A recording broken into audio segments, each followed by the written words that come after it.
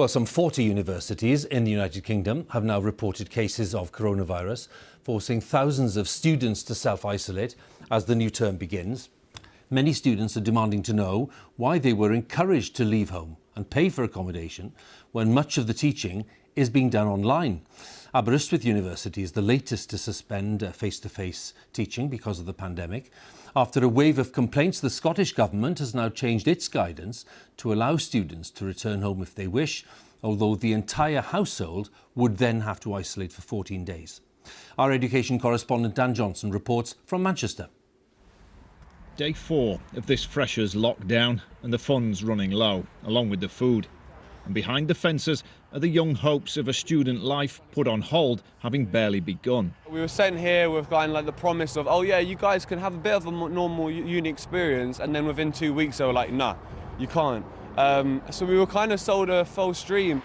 This is the start to term nobody wanted, but almost everyone could see coming. The government sent thousands and thousands of students together to live in a close proximity where they're going to share the same facilities, they're going to use the same kind of areas. So if you kind of expect to send all those people back and then not to have that kind of a spike, either that's just incompetence and poor planning. Each university should have their own testing facility, and you could reduce the cases and isolate individual houses as well. Our house had no symptoms and no one needed to get a test, but we're stuck in here now.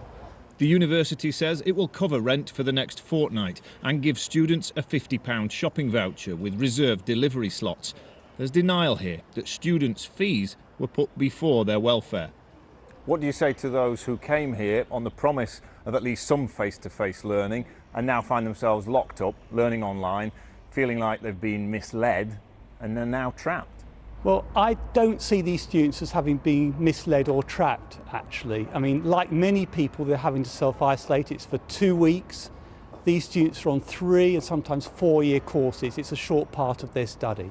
It's worth saying student life is carrying on here to some degree. People are using the library, keeping social distance, of course. But with cases being reported at other universities, there will be more disruption. At the University of Glasgow, supplies are arriving and there's more food on hand. Alongside deliveries, parents have been helping make decisions about the future. We talked about whether to defer studies till next year, but I think she's decided, is it going to be any better next year? We might as well just carry on.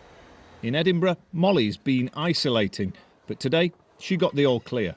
They seem to be quite all right with sending us here and, you know, changing what household we're in to get us into halls. But when it comes to letting us go home, it's a huge problem to change what household you're in. If you decide you absolutely have to move to your family home to self-isolate, you should avoid using public transport. And crucially, the other members of your new household will have to self-isolate for 14 days. In Belfast, around 100 are in isolation after 30 tested positive at Queen's University. And in Wales, Aberystwyth is the latest to suspend face-to-face teaching. There's more evidence today this age group's hit hardest by the pandemic. It was difficult enough getting here, and there's no easy time ahead. Dan Johnson, BBC News, Manchester.